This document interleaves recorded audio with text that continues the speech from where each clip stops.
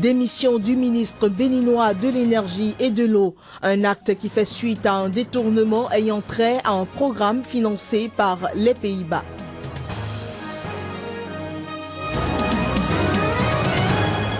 Au Népal, les secouristes s'activent pour retrouver des survivants suite au séisme de mardi.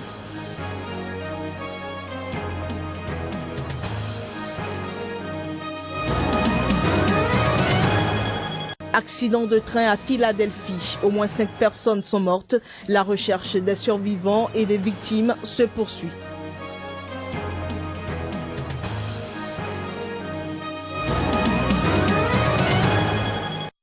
Bonjour à toutes et à tous et merci de prendre ce rendez-vous des informations.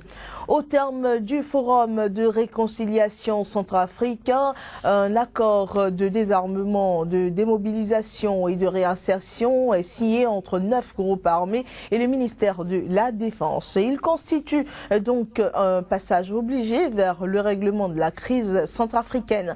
Il engage chaque groupe à cesser immédiatement la lutte armée, à prévoir le regroupement dans un bref délai des combattants dans différents sites. Leur prise en charge sera faite par le gouvernement avec l'appui de ses partenaires. L'accord de désarmement, de démobilisation et de réinsertion, DDR, signé entre les 9 groupes armés et le ministère de la Défense, est un passage obligé vers le règlement de la crise centrafricaine. Il engage chaque groupe à cesser immédiatement la lutte armée, à prévoir le regroupement dans un bref délai des combattants dans différents sites. Je sais que nous avons signé cet accord. En famille, il y aura tous des petits problèmes, mais apprenons à les régler en ayant toujours à l'esprit que nous devons sauver ce seul pays qui est le nôtre et que Dieu nous a donné. Certains points de l'accord de désarmement, de démobilisation et de réinsertion signé entre les 9 groupes armés restent assez flous. C'est le cas pour les critères d'intégration et la taille de la nouvelle armée centrafricaine, les FACA. Mais dans tous les camps, l'optimisme est de mise. Laissons cette graine pousser, germer, se développer. La semence de la paix pour Centrafrique. La signature de l'accord de désarmement, de démobilisation et de réinsertion ne règle pas tout, mais il a au moins le mérite de mis autour de la table les chefs de 9 groupes armés, ex-Seleka et anti-Balaka. Le scandale financier orchestré au niveau du programme pluriannuel d'appui au secteur de l'eau financé par les Pays-Bas et piloté par la Direction générale de l'eau emporte le ministre béninois de l'énergie et de l'eau Barthélémy Cassa. Une démission qui fait suite au scandale lié à la gestion des 4 millions d'euros d'aide au développement des Pays-Bas pour l'accès des populations à l'eau potable. Sous pression depuis le début de cette affaire, Barthélémy Cassa dépose donc le tablier. Il l'a notifié dans l'après-midi de mardi au chef de l'État. L'information a ensuite été confirmée dans un communiqué lu par le secrétaire général du gouvernement, Alassane Tigri. Il revient au gouvernement de poursuivre cette affaire en transmettant le dossier au Parlement. Un nouveau gouvernement est attendu donc dans les toutes prochaines heures. Nous allons de ce pas au Burundi. Un jeune manifestant a été tué mardi à Bujumbura. L'incident s'est produit au cours d'une nouvelle manifestation organisée par les opposants à un 3e mandat du président burundais Pierre Nkurunziza. Il intervient à la veille d'un sommet régional destiné à convaincre le chef de l'État de renoncer à sa candidature. De nouvelles violences ont éclaté entre manifestants et forces de l'ordre burundais à Bujumbura, causant le décès d'un manifestant tué par balle. On dénombre également 2 blessés par balle, dont un garçon d'une année. Précisons que les contestations qui en sont à leur 17e jour au Burundi sont émaillées de violence et ont déjà fait une 20aine de morts. Regardez, il tire à balles réelles sur la population qui n'est même pas armée. Nous n'avons ni pierre ni gourdin. Rappelons que les manifestations interdites par le pouvoir en place ont débuté le 26 avril dernier dans plusieurs quartiers périphériques de Bujumbura au lendemain de la désignation du président Nkurunziza comme candidat à la prochaine élection présidentielle. Précisons que les chefs d'État de la communauté est-africaine se réuniront au cours de la semaine à Dar es Salaam pour tenter de trouver une issue à cette crise qui a déjà poussé des dizaines de milliers de Burundais à se réfugier dans les pays voisins. En France, l'association Calais Migrants Solidarity dénonce des violences policières sur des migrants à Calais. Ceci à travers une vidéo que la dite association a rendue publique lundi et qui a suscité une saisine de l'inspection générale de la police nationale. Des policiers faisant sortir des migrants d'un camion en partance pour l'Angleterre, les poussant par-dessus la glissière de sécurité ou leur assénant des coups de pied. La scène se déroule sur la rocade menant au port de Calais. Elle a été filmée de loin par l'association Calais Migrants Solidarity le 5 mai dernier, au lendemain donc de la visite du ministre de l'Intérieur Bernard Cazeneuve dans la région.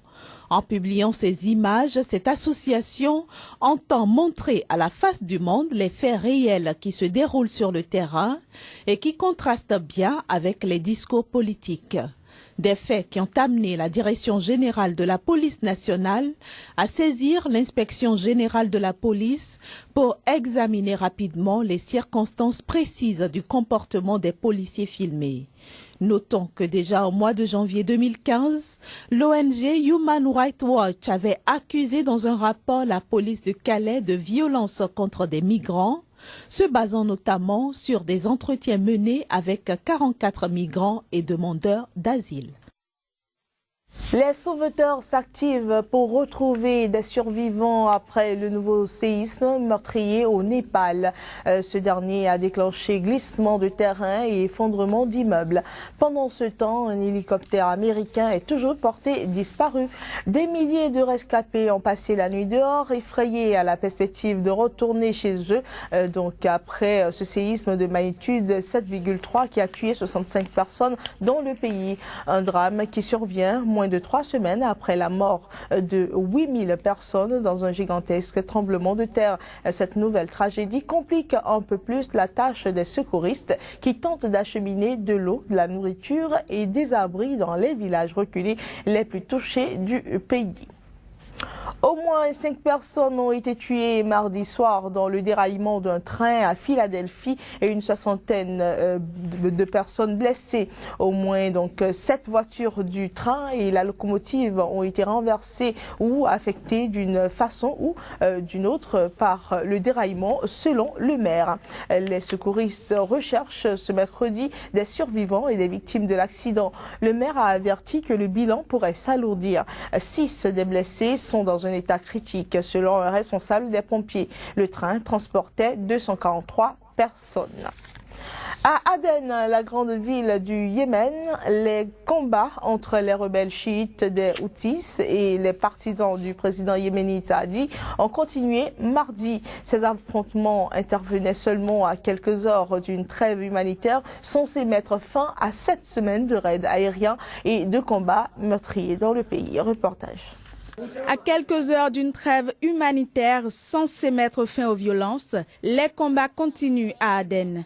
En effet, un dépôt d'armes des rebelles situé proche de la capitale Sanaa a été bombardé à nouveau, provoquant une série d'explosions. Effrayés, beaucoup de Yéménites préfèrent fuir leur maison.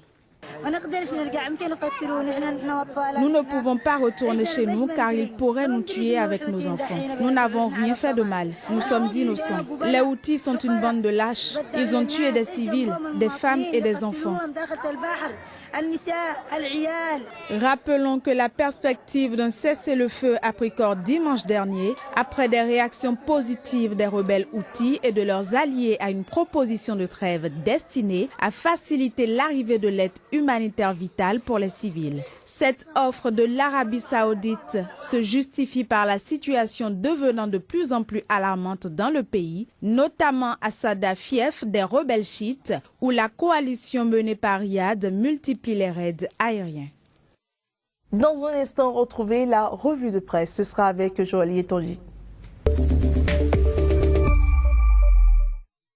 Bonjour Joël.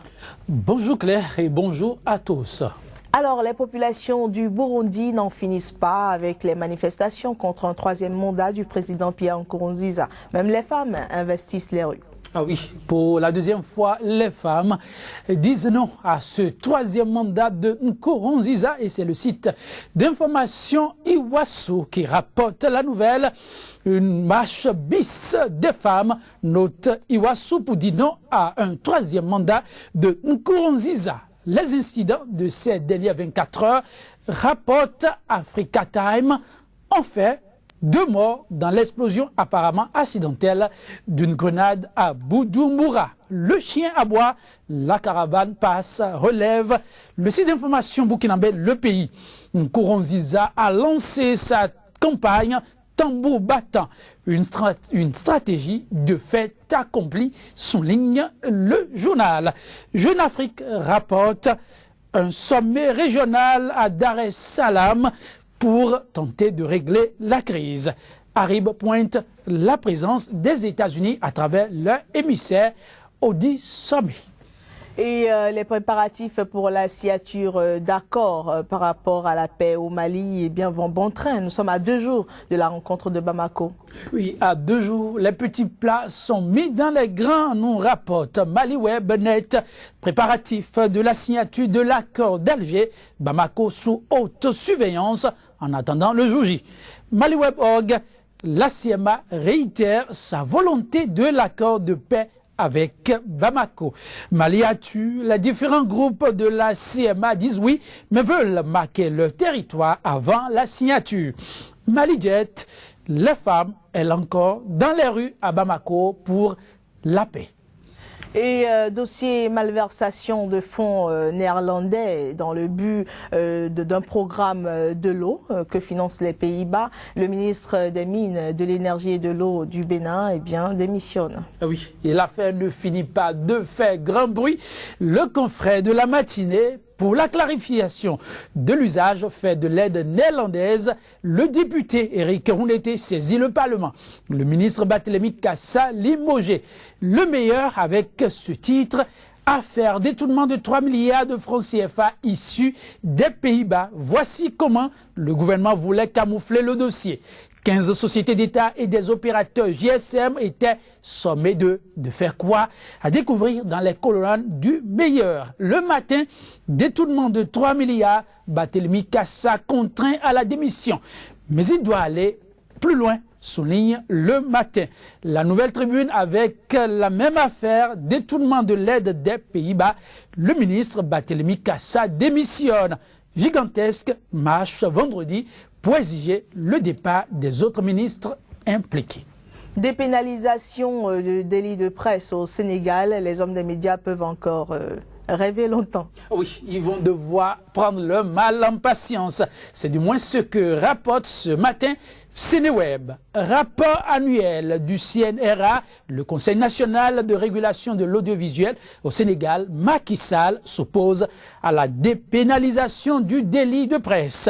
Même information à la une du quotidien Le Populaire. Macky charge la presse. Il regrette la publication de certains dossiers classés secret défense. Dépénalisation de délits de presse favorable en 2012, Macky Sall rétropédale en 2015. Sénégal News revient sur toute autre information. Le PS est d'accord pour un référendum sur la réduction du mandat du président de la République, mais le veut en 2015 et non en 2016. Senorama rapporte présidentielle 2017, déjà un candidat, Khalifa Sall, sera investi pour le PS en dépit des contestations. Alors, limogeage ou démission du ministre Barthélémy Cassa, c'est quoi l'information? Ah oui, on rivalise de terminologie à la des journaux, mais ce qui est sûr, en termes d'information, puisque c'est votre question, le ministre Cassa n'est plus à la tête du ministère des Mines, de l'Énergie et de l'Eau. Mais comme l'ont souligné d'autres confrères, il va falloir aller plus loin et d'autres têtes doivent tomber parce qu'il s'agit quand même d'une aide plurisétorielle. D'autres ministères sont concernés et toutes ces têtes vont devoir tombé aussi. Et surtout que c'était pour permettre l'accès à l'eau potable aux populations qui en ont les plus besoin quand même. Oui, et le sujet donne de la sueur froide quand il s'agit d'un sujet aussi sensible. Je veux parler de l'existant ici, il s'agit de l'eau, comme vous l'avez souligné, une denrée plus que rare, bien qu'il y ait de l'eau.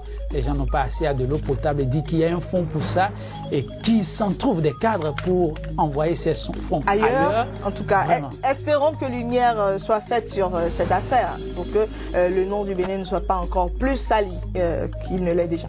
Plus sali, vous dites. On croise les doigts. Merci à vous, Joël Yetonji. Merci de nous avoir reçus chez vous. Très bon suite des programmes sur SIC. Au revoir.